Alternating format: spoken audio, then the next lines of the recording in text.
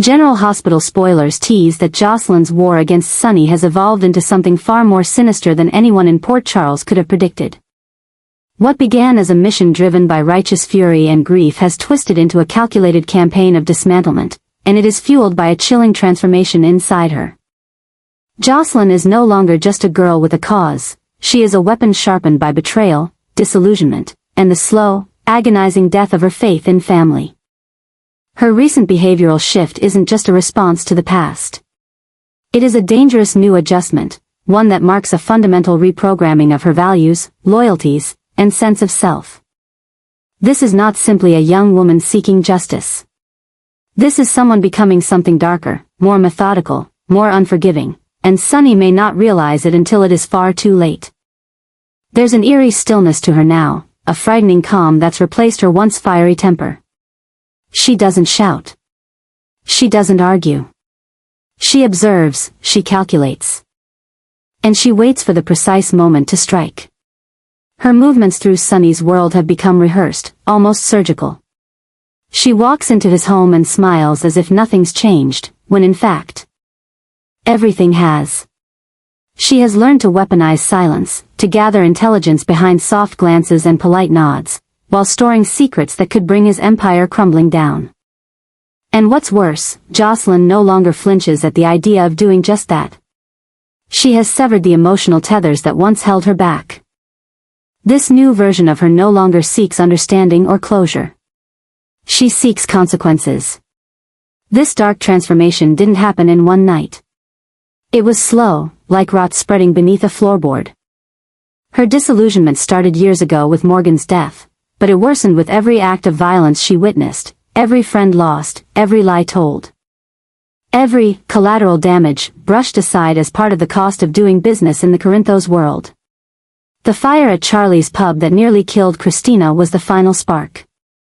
In that moment, something broke inside Jocelyn.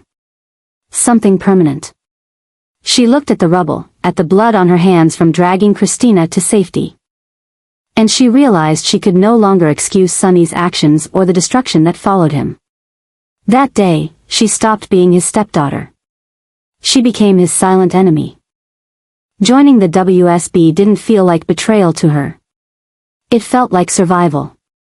It felt like finally choosing the side of the innocent, the voiceless. The ones who always ended up in the line of fire while Sonny walked away with his power intact. Her handler, Vaughn, saw her potential immediately. She wasn't just angry, she was brilliant. Disciplined. Committed. He gave her training, tools, and a mission: dismantle Sonny's organization from within. And Jocelyn didn't hesitate. If anything, she welcomed the clarity. In the WSB, there were no blurred lines, only objectives. In their world, Sonny Corinthos wasn't a conflicted father or a tragic antihero. He was a criminal. A threat. A target. And now, so was she. Jocelyn's behavior has taken on an almost frightening discipline. She wakes at the same time every morning, reviews field notes, listens to surveillance recordings, and memorizes exit routes from every Corinthos-owned property. She speaks in code, even to herself. She stores data in encrypted drives disguised as personal devices. Her phone is wiped every 72 hours. She has stopped confiding in Carly, stopped sharing her fears, stopped asking for reassurance. Because she knows Carly wouldn't understand. And worse, she knows Carly would try to stop her. That's why Jocelyn has sealed herself off, emotionally and strategically, from the woman who raised her. It's the only way to ensure the mission succeeds. But in doing so, she's become something colder than she ever imagined. There's an edge to her now. A ruthless clarity in her eyes that even her closest friends are starting to notice. Trina tried to bring it up once, asked her if she was okay, if something was going on. Jocelyn smiled and changed the subject. She's become an expert at deflection. Even Dex, who once understood the dangers of being close to Sonny, has grown uneasy around her. Because this isn't just about exposure anymore. It's about eradication. Jocelyn isn't looking for a confession or a public scandal. She wants Sonny's entire empire dismantled, his accounts frozen, his allies arrested, his safe houses raided. She wants the name Corinthos to disappear from Port Charles, not in disgrace, but in ashes. She doesn't want him humiliated. She wants him ended, not physically, but legally, psychologically, irreparably. She is building a case so airtight that not even Diane Miller could find a loophole. And she's doing it all with the patience of someone who knows the end is inevitable. What makes this even more dangerous is that Sonny still sees her as a hurt young woman grieving her boyfriend, clinging to idealism. He has no idea the threat she poses. He doesn't realize she's already gathered enough data to implicate several of his trusted allies. He doesn't know she's recorded conversations, tracked shipments, mapped out his network from the inside. To Sonny, she's still family. But to Jocelyn, he's an infection that needs to be cut out before more people die. This new adjustment in Jocelyn's behavior is far more than a character arc. It's a descent, a transformation into someone driven not by love or fear, but by cold resolve. Her actions are proof of a deeper shift within her, a shift that should terrify anyone who knows her. Because when the person tearing you apart knows exactly where to cut, there's no defense. And Sonny is standing unarmed in the path of someone who used to love him. The true tragedy, however, is what this transformation is costing Jocelyn. She may believe she's saving lives, protecting Port Charles, and righting years of wrongs, but she's also becoming someone who may never be able to come back from this. The further she goes, the more she loses pieces of herself. The part of her that used to sing on the beach with Oscar. The part of her that cried in Carly's arms during her first heartbreak. The part of her that believed, deep down, in second chances. All of that is fading, replaced by a girl with no more patience for apologies and no room left for hope. And Carly? She's beginning to notice. The warmth in Jocelyn's eyes is gone. The affection is still there, but it's hollow, performed rather than felt. Carly may not know the specifics yet, but a mother always knows when her daughter is slipping away. And when the truth finally comes out, that her own child has spent months plotting the destruction of the man she's risked everything to protect, it will break something between them that may never be repaired. The new Jocelyn doesn't care about that. Not now. Her eyes are fixed on the mission. Her every breath is measured, her every word is calculated. And as she continues to move through Port Charles, gathering evidence and dismantling Sonny's foundation brick by brick, the danger grows not just for him, but for everyone in her orbit. Because once you go this far into the darkness, the way back isn't just hard, it may no longer exist. This isn't just a battle between father and daughter. It's a war between legacy and conviction, love and justice, past and future. And as Jocelyn continues her calculated march towards Sonny's fall, Port Charles can only brace for the impact of a war born from betrayal, and led by a girl who's no longer afraid to set fire to everything she once held dear. Jocelyn's crusade against Sonny has already crossed lines most in Port Charles never dared approach. But now it threatens to expand beyond the original mission, into a dangerous web of personal revelations, moral paradoxes, and deep emotional entanglement that even the most disciplined agents cannot fully control. What once appeared to be a meticulously structured WSB operation has evolved into something far more chaotic and unpredictable, especially now that Jocelyn has unearthed something no one expected. Living proof that Britt is still alive. And in doing so, she has gained an unlikely and powerful ally, Jason. Jason, long torn between loyalty and loss, has lived in the shadow of Britt's death for years. Her absence was an emotional wound he buried deep beneath layers of silence and duty. But when Jocelyn placed the hard evidence in front of him, DNA reports, medical logs, cryochamber data extracted from one of Dalton's facilities, the world he thought he knew collapsed in an instant. That Britt might still be alive wasn't just a revelation, it was a resurrection of pain, hope, and rage all in one. Jocelyn knew exactly what she was doing. She didn't offer the information for comfort or closure. She offered it as currency, because she knew Jason would do anything, destroy anything, if it meant saving Britt. And now, he's in. This unlikely alliance between Jocelyn and Jason marks a turning point in her war. No longer is she a lone operative with theoretical backing from the WSB, now she has Jason. With all his tactical prowess, underground reach, and unwavering precision. And yet, there's more to their collaboration than strategy. There's an unspoken mutual understanding, they're both haunted. Jason by Britt, and now, Jocelyn by something she's tried to ignore, Rocco. Because while Jocelyn works to dismantle Sonny's empire and drag old ghosts into the light, she's inadvertently awakened something dark and unstable in Rocco. He's no longer just the emotionally distant teenager grieving the collapse of his identity. He has become a vessel for obsession. Someone vulnerable to the same emotional corrosion that's eating away at Jocelyn.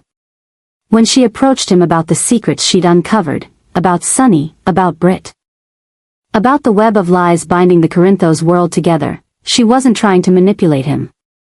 But that's exactly what she did. Rocco latched onto her revelations like a drowning man clutching a lifeline. For him, Britt's survival wasn't just a miracle, it was validation. It meant the things he sensed, the trauma he couldn't articulate, were real. That he wasn't crazy. That he wasn't alone. But with that validation came obsession, and that obsession began to bloom in destructive ways. He began digging deeper, hacking into private servers, showing up at WSB rendezvous points without permission. Jocelyn, at first flattered by his loyalty, began to realize she may have unleashed something she couldn't contain. The deeper Rocco falls into the crisis of identity and betrayal, the more dangerous he becomes, not just to others, but to himself. He begins questioning Dante, shutting out Lulu, ignoring boundaries, and adopting Jocelyn's war as his own personal vendetta. But where Jocelyn remains calculated, Rocco burns erratically. He begins to see the world in binaries, truth and lies, loyalty and betrayal. And he starts pushing Jocelyn for more. More access. More answers. More involvement. But Jocelyn, now aware of how fragile he's become, starts pulling away, terrified that she may have unintentionally created a second front in the war she meant to fight alone. Jason notices the shift immediately. He watches Rocco's behavior spiral and sees something in him, something terrifyingly familiar. It reminds him of the days when he himself lost touch with emotion and identity. When his own trauma transformed him into a weapon. Jason warns Jocelyn, "Be careful what you awaken." But it's already too late. Rocco is obsessed with Britt, obsessed with justice. And more than anything, obsessed with proving he belongs to something bigger than the chaos that birthed him. Meanwhile, Jocelyn is being pulled in opposite directions. On one hand, she has Jason, a steady hand, a protector, someone she deeply respects and, in some ways, mirrors. On the other hand, she has Rocco, volatile, emotional, unfiltered. The weight of their emotional needs begins to erode her resolve. She wanted to be in control, but now she's managing too many crises. Britt's possible recovery, Rocco's mental unraveling, Jason's quiet torment, and her mother's growing suspicion. Carly isn't blind. She sees the change in her daughter, the secrecy, the distance, the sleepless eyes. But she has no idea just how far Jocelyn has gone. The emotional pressure escalates with each passing day. Jocelyn begins questioning herself, not her mission, but the emotional fallout it's creating. Every secret she uncovers comes with consequences she didn't predict. Britt's survival gives Jason hope but also drives him toward vengeance. Rocco's obsession validates her crusade but places a fragile boy in irreversible danger. And through it all, Sonny remains unaware that the final blow is being orchestrated not just by an enemy, but by his own family. The alliance between Jocelyn and Jason may be rooted in shared pain, but its consequences are growing darker by the day. The closer they get to confirming Britt's whereabouts, the more volatile the situation becomes. Jocelyn is no longer playing a game of espionage. She's managing a battlefield of haunted souls, each one carrying their own agenda, each one spiraling toward collision. She wanted justice. But what she's created is a war with no clean exit, Sonny, meanwhile, is beginning to feel the shift. He doesn't know why, but something feels wrong, off. Jason is distracted. Carly is unsettled. And Jocelyn? She smiles too easily, speaks too politely, disappears too often. But the danger he senses isn't coming from rival families or federal agents. It's coming from somewhere closer. Somewhere quieter. Somewhere that used to feel like home. In the end, Jocelyn may succeed in taking Sonny down. She may bring Britt back to life, at least in body. She may even hold Rocco together long enough to spare him from total collapse. But at what cost? Because every victory in this war leaves behind scars, and hers are beginning to run deep. The mission that started as justice has become something else entirely. A descent into obsession, manipulation, and emotional entanglement that no training could prepare her for. And as the lines blur between hero and traitor, savior and destroyer, one thing becomes clear: Jocelyn isn't the same girl who walked into this war. She's becoming someone else, someone darker, colder, and far more dangerous. And the longer this goes on, the more certain it becomes that when the dust settles, the Port Charles she knew may no longer exist. Nor will the version of herself she thought she'd return to when it was all over. The adjustment unfolding between Vaughn and Emma has become a breeding ground for a new and deeply troubling obsession, one that is pushing Jocelyn to the edge of her mental and emotional limits. What began as a structured mission of loyalty and precision under Vaughn's careful mentorship has mutated into a chaotic power play riddled with manipulation, paranoia, and emotional volatility. With Emma now drawn into the center of this web, the pressure being exerted on Jocelyn is no longer tactical, it's psychological. This dual force bearing down on her from both sides is creating a storm of instability that is escalating into one of the most dangerous developments in the entire covert operation. The very people meant to protect and guide Jocelyn are becoming the architects of her undoing. Vaughn's adjustments to the operation have been subtle but calculated. He's become more controlling, more reactive, and less transparent in recent weeks. His tone has shifted from supportive to demanding, and his expectations of Jocelyn have become nearly impossible. He no longer praises her progress, he interrogates it. He no longer asks for updates, he demands results. And behind every request is the unspoken threat of what failure could cost: exposure, disgrace. And worst of all, the loss of his trust. Jocelyn, once empowered by his mentorship, now finds herself suffocated by it. The mission that once gave her clarity is now drowning her in a fog of surveillance, pressure, and guilt. Vaughn has stopped treating her like an asset. He's begun treating her like a liability, one he needs to constantly monitor and reshape. Then came Emma.